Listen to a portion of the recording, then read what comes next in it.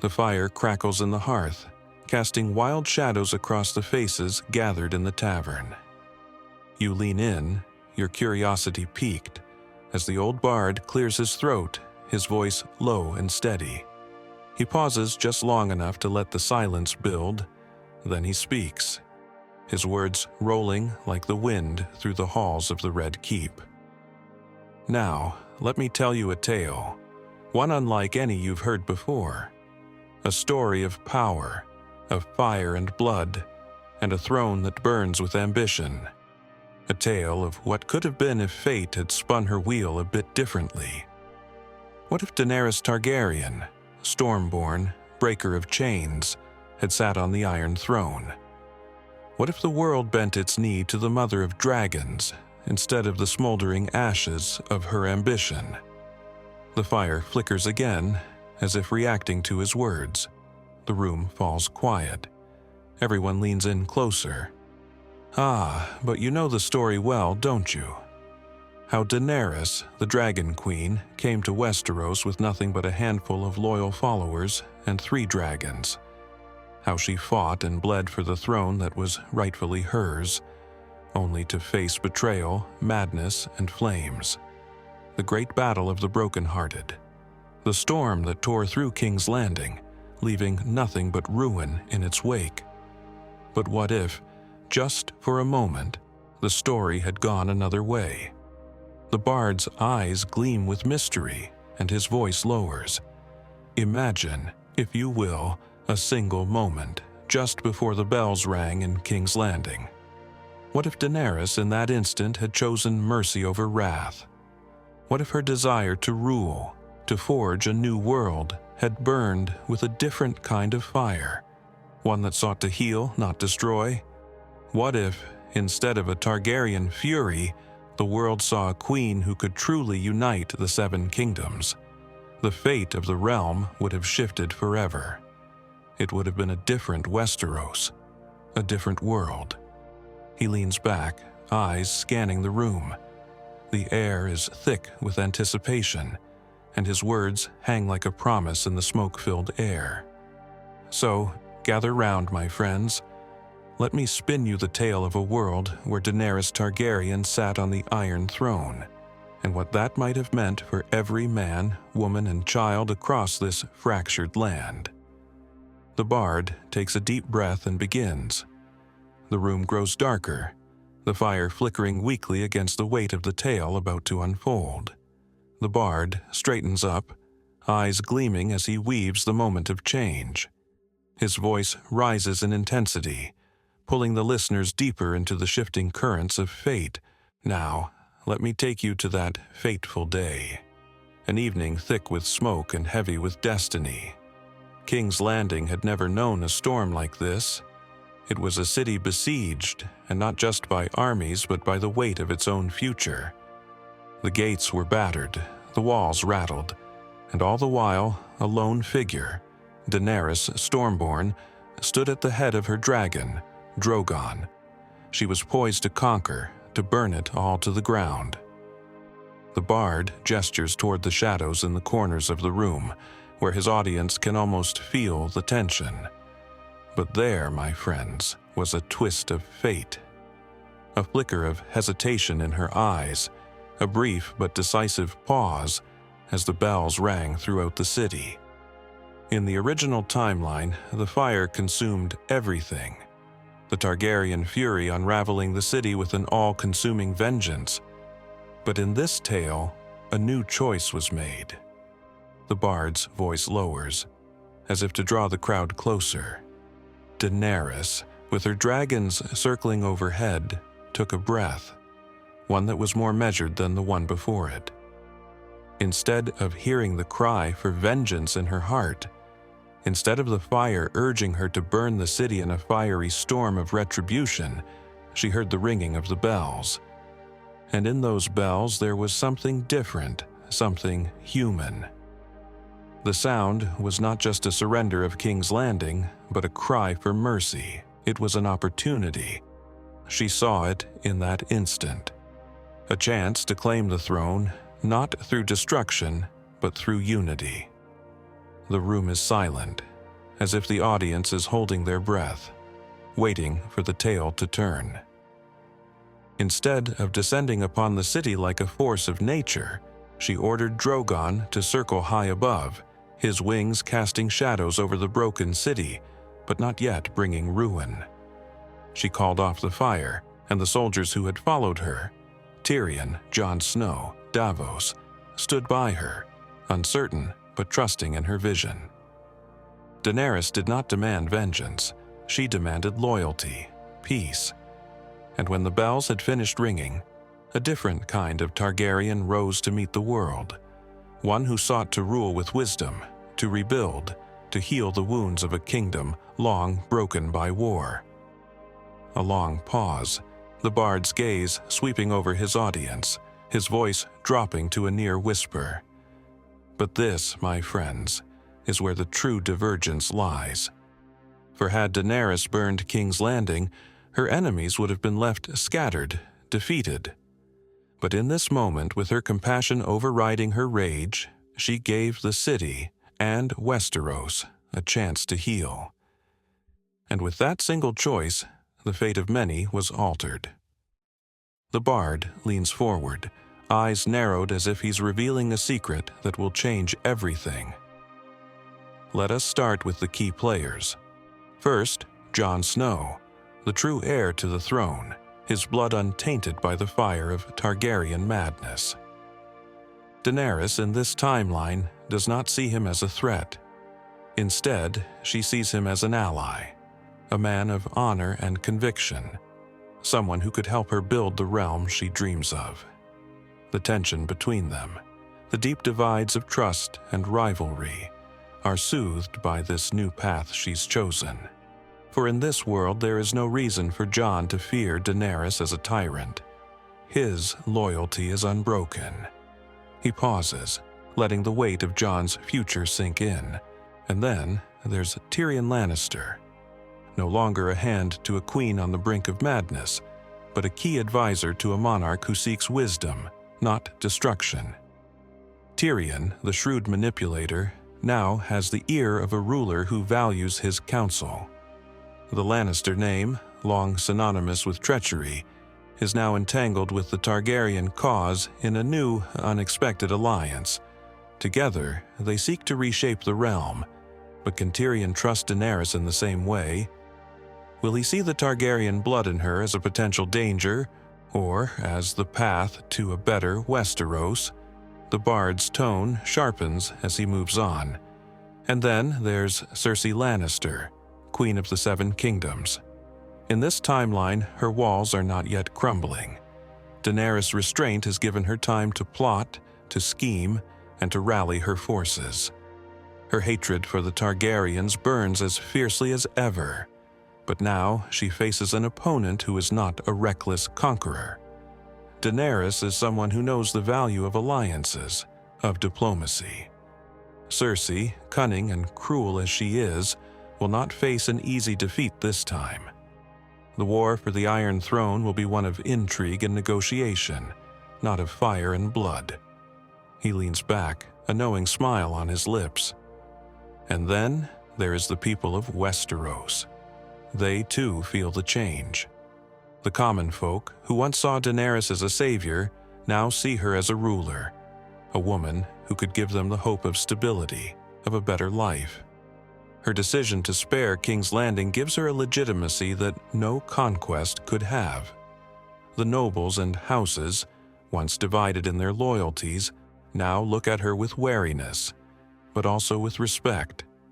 In this new world, the balance of power begins to shift. The bard raises a hand, as though to seal the fate of the moment. In this world, the great wheel of Westeros does not break. Instead, it spins on. With new players on the board, new choices to be made. Daenerys may sit on the Iron Throne, but the path ahead is fraught with challenges. Peace, it seems, is never easily won. The room goes quiet as the bard leans forward, his voice low and deliberate, pulling the audience into the heart of the altered world. His hands gesture, painting pictures in the air as he recounts the tumultuous consequences of Daenerys Targaryen's mercy on King's Landing. The flickering firelight dances on his face, as though casting shadows of the fates of those whose lives have been irrevocably changed by this moment of compassion. Daenerys's rule begins. Now, imagine it.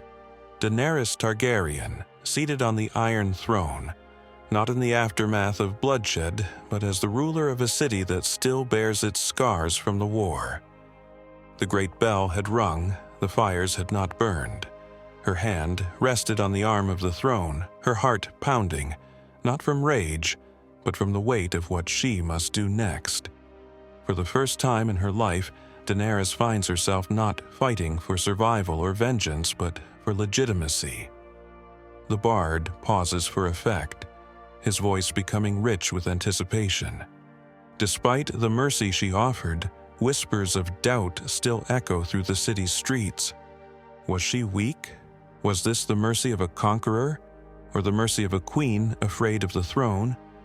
The people of King's Landing, divided between those who saw her as their liberator and those who still feared the Targaryen madness, looked to her for direction. But Daenerys is resolute. She must prove herself not just as a conqueror, but as a ruler who can heal the wounds of the past. Yet, the path forward is anything but simple. Jon Snow's dilemma. Meanwhile, Jon Snow, the true heir to the throne, stands at a crossroads of his own. He cannot deny his blood, nor the pull of the throne that once seemed so far from his reach. But Jon's loyalty to Daenerys has always been tested by his sense of honor, and now it is more complicated than ever. He watches her from a distance, unsure of whether her path is one he can follow. There is no betrayal of trust in this timeline, yet Jon's inner conflict grows. The bard's voice grows heavier, laced with emotion.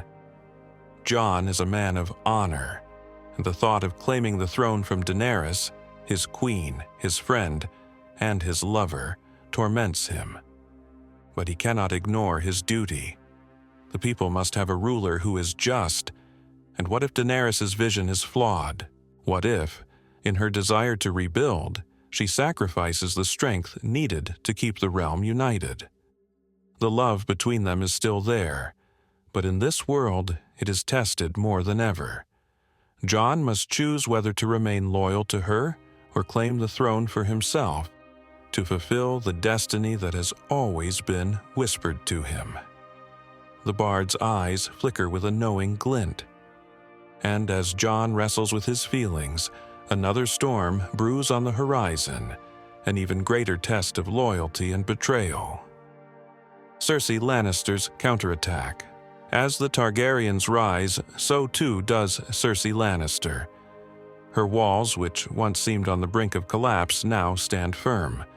She watches Daenerys' rise with seething hatred, but the war has changed. Cersei, ever the survivor, knows that in this new world, brute force alone will not win the day. She begins to rally her forces, not just in strength but in cunning. She needs allies, but none among the great houses of Westeros will give her their support willingly. Yet there is one group that will always seek to gain power, and that is the merchants and the petty lords, the ones who want to see the established order crumble so they can rise. The bard lets this thought linger, the room held in suspense. Through whispers and quiet promises, Cersei begins to sow seeds of rebellion. Her spies work in secret, moving in the shadows, pulling the strings. She knows she cannot face Daenerys directly, at least not yet. But Cersei has an ally in her own treachery, the Iron Bank of Braavos. The bard leans forward, his voice rising with anticipation. The Iron Bank is looking for someone to repay its debts, and Cersei, always the opportunist, turns to them. She promises to clear her debts and give them control over Westeros in exchange for their support. The bank, ever practical, agrees. But in the world of Westeros, nothing is truly a simple deal. Cersei's alliance with the Iron Bank will come to a head, and the coin that bought her power will eventually lead to betrayal. Tyrion Lannister's loyalty. Meanwhile, Tyrion Lannister finds himself at the side of Daenerys, an advisor in a world that grows more unstable by the day. Tyrion, once the king's hand to a mad king, is now the hand to a queen who wishes to rule with wisdom and compassion. But even the most shrewd of minds cannot predict the treachery that lurks behind every corner. The bard's tone becomes quieter, more contemplative. Tyrion, ever the realist, begins to see the cracks in Daenerys' vision. She may have spared King's Landing, but does she understand the true nature of power? Tyrion begins to question her decisions, from how she handles Cersei's threats to her handling of the nobility. But in his heart, Tyrion still believes in her. He still believes that she is the one who can change Westeros. And yet, his loyalty wavers. Should he continue to back her, or prepare for the moment when the storm finally comes? A twist of fate. The return of the Golden Company. Just when things seem to settle, the tides shift again. The Golden Company, led by young Aegon Targaryen, son of Rhaegar and Aelia Martell, returns to Westeros, not as invaders but as potential allies to the Iron Throne. Aegon Targaryen, who has lived in exile for his entire life, sees Daenerys not as his rival but as a sister, and he wishes to join forces with her. Together, they could rule the Seven Kingdoms, Targaryen blood united once again. The bard leans back, a smile playing on his lips. But in a twist of fate, Jon Snow learns the truth, that he too is a son of Rhaegar Targaryen, a true heir to the throne. This revelation puts him in a precarious position.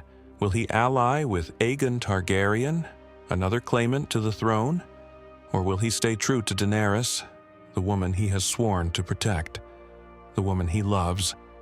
The bard's voice becomes intense, his eyes burning with emotion. And so, the storm of betrayal, loyalty, and ambition builds, 3 Targaryens in a realm on the brink of war. Each one carries the legacy of dragons, fire, and blood. But in this world, only one can sit on the Iron Throne. The question now is who will rise and who will fall. The tavern is silent now, the firelight casting flickering shadows on the faces of the listeners, all leaning in, hungry for the next part of the tale. The bard's voice, once playful and light, grows heavier, filled with a weight of inevitability. He pauses for a moment, letting the tension build before he speaks, his eyes scanning the room as though the very atmosphere holds its breath. The confrontation at the Red Keep, the moment has arrived, the bard says, his voice cutting through the air. The stage is set, the pieces are in motion. Daenerys stands in the heart of King's Landing, the Iron Throne just within her reach, but something darker looms in the air. The city, once a symbol of Targaryen power, now a battleground for loyalty, ambition, and revenge, seems to hold its breath in anticipation. Across the room, Jon Snow stands, his face a mask of conflict and resolve. Aegon Targaryen, Rhaegar's son, has arrived in the city, his army at the gates ready to stake his claim. The tension is unbearable, for all roads lead to this moment. The bard's voice lowers, his words imbued with a sense of foreboding. Jon Snow, true-born son of Rhaegar, confronts Daenerys. There is no simple path ahead for him. He sees the woman he loves, but the burden of the crown weighs heavily on both their hearts. Daenerys, despite her strength, feels the shifting tides around her. She is no longer certain of the path she must take. He leans in closer to the crowd, speaking almost in a whisper. Jon looks into her eyes, and for a moment, it is as though the weight of their shared history and love could hold the realm together. He asks her, "Will you rule with the wisdom of a queen or the fury of a conqueror?" Her response is cold, distant. her voice hard as iron. "I will rule as I must, Jon. This throne does not wait for dreams. It demands blood." A gasp rises from the crowd. The bard continues, his voice thick with emotion. The betrayal of Tyrion Lannister. But before Jon can speak again, before they can take the next step, a betrayal of another kind erupts from within their own ranks. Tyrion Lannister, once Daenerys' trusted hand, steps forward, his face grim and troubled. For all his loyalty, the weight of the choices they've made is too great to ignore. He, too, must choose a side in this final game for the throne. His loyalty, now fractured, leads him to make a desperate decision. The bard pauses, allowing the tension to swell. Tyrion, the man who once believed in Daenerys' vision, now sees the danger she poses, not just to Westeros but to her own soul. He knows that Daenerys cannot reconcile her desire for mercy with the brutal demands of the throne. Tyrion's decision is as inevitable as it is tragic. He turns to Jon Snow, the other Targaryen, and whispers words of treachery. "The throne cannot be hers. You must stop her, or the realm will burn." And with that, he turns his back on Daenerys, the one person who had truly believed in him. Tyrion has chosen his own survival, forsaking his sister's betrayal and aligning himself with Jon's claim to the throne. The crowd shifts uncomfortably, murmurs of shock rippling through the room. The bard lets the silence linger, his eyes flashing with the gravity of the moment. Aegon Targaryen's arrival. But as Jon and Daenerys stand in the Red Keep, the gates of the city rumble with the thunder of approaching armies. Aegon Targaryen, the son of Rhaegar, has brought his forces to the doorstep of the Iron Throne. Daenerys' rule has already been tested by betrayal, but now the threat of another Targaryen claiming the throne seems to seal her fate. The bard's voice rises, and he gestures dramatically, painting the scene. Aegon is a king in his own right. He has the blood of Rhaegar in his veins and the fire of a conqueror in his heart. As his forces march through the streets of King's Landing, the people's loyalty is split. Some still remember his father's name. Others see him as just another claimant, another potential ruler who could bring more bloodshed to the realm. Aegon stands before Daenerys, a king in his own mind, challenging her rule in front of the assembled lords and ladies. The bard's eyes gleam with excitement as he draws the scene to its fiery conclusion. The Battle of Dragons. And then, as if the gods themselves were watching, the skies crack open with the roar of dragons. Daenerys, unwilling to yield, calls upon Drogon, her faithful dragon, and a battle of fire and blood erupts above the Red Keep. But Aegon, too, has his own dragon, Vhagar, the largest of them all, a beast whose flames could scorch even Drogon's fury. The bard leans in, his voice filled with excitement. The dragons clash high above, their roars shaking the heavens, fire and ash falling like rain upon the streets below. The battle between the dragons becomes a spectacle that echoes across the city. Each side fighting not just for the throne, but for their very existence. Drogon and Vhagar, fierce and untamed, scorch the skies in a fury of destruction, but even dragons are not invincible. The battle tips in favor of Aegon's dragon. Daenerys' heart aches as Drogon falters under the weight of his wounds. The crowd holds its breath. In this moment of fiery chaos, Jon Snow makes his choice. With Tyrion's words still echoing in his mind, the throne cannot be hers. Jon steps forward, sword in hand, prepared to strike the blow that would end the fight and Daenerys' claim to the throne. He cannot stop the war, but perhaps he can stop the bloodshed. The bard's voice falters with intensity. As Jon raises his sword to strike, a figure moves in the shadows, Daenerys. her eyes filled not with madness, but with a quiet, heartbreaking acceptance. She sees the end, not just of the battle, but of the dream she fought so hard to make a reality. "If you kill me," she whispers, "you kill the dream of a new world.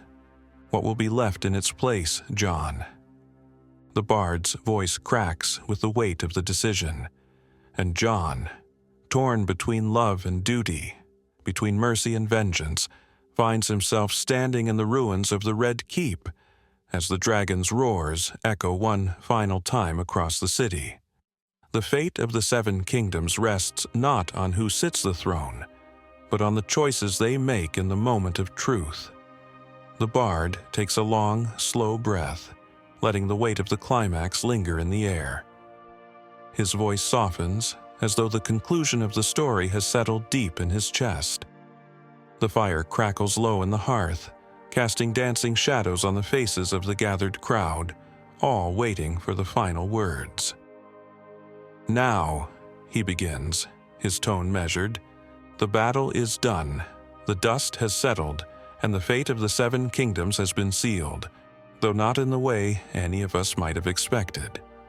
Daenerys, the mother of dragons, the breaker of chains, lies not upon the Iron Throne, but in the ashes of what might have been. Jon Snow, the man who was once her love, now carries a weight no crown could ever ease." He pauses, looking each listener in the eye as though pulling them into the quiet aftermath of a storm.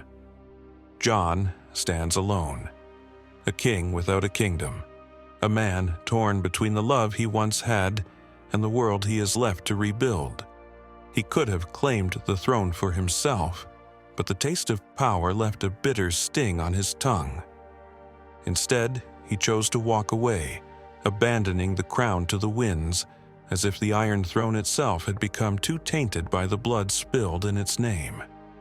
What was once a symbol of glory has now become a relic of a broken past. The bard sighs, a deep, reflective sound, as if recalling the lost hopes of a world that might never be. "As for Daenerys," he continues, "she faded not in flames, as some might have imagined, but in the quiet understanding that the dream she sought to build was not hers to see realized. In the end, she retreated from the world, leaving Westeros to its endless cycle of betrayal and war. Her dragons, those magnificent creatures, were never meant to bring peace. They, too, faded into legend, leaving only echoes of their fire in the hearts of those who remember what could have been." The bard lets the silence stretch, the words heavy as the weight of lost possibilities. The flickering flames in the hearth seem to dim, and the tavern feels smaller, quieter, as the audience contemplates the cost of ambition and the price of dreams.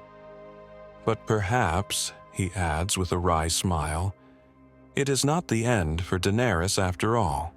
There are whispers, deep in the shadowed corners of the world, that she yet lives, no longer a conqueror, but a wanderer. And who knows, perhaps she will return one day when the world has forgotten the flames of war and remembers only the hope of a better future." He leans back, letting his voice lower to a whisper, as though sharing a secret. "Jon Snow, too, will find his place in the world, though it will never be upon the Iron Throne. The North calls to him, as it always has. But what will he become? A king of the snow, a man at peace with the land he loves, or will the fire of his blood burn once more, calling him to the wars of old? Only time will tell." The bard stands tall, raising his cup in a final, dramatic toast to the story he's just spun. And so, my friends, the tale ends, at least for now. The throne remains empty, a symbol of all that was lost, but the world spins on. For what is a kingdom, if not the people who shape it? Perhaps it is not a throne that rules Westeros, but the choices of those who dared to dream. And in the end, isn't that what truly matters? He winks at the crowd, his voice dropping to a final, tantalizing note. The fire still burns, my friends. And when the wind changes, who knows what new story might rise from the ashes. The bard raises his mug, its contents sloshing slightly as he sweeps his gaze across the room, eyes gleaming with the spark of a well-told tale. And so, he says with a flourish, we are left with this. Daenerys did not sit upon the Iron Throne, and yet what does that mean for the world? Did Westeros truly lose its chance for peace, or was that throne never meant for anyone at all? He pauses, leaning in as though about to share a secret, his voice lowering to a conspiratorial whisper. Perhaps it is not the seat of kings that will rule the 7 kingdoms, but the choices of men and women.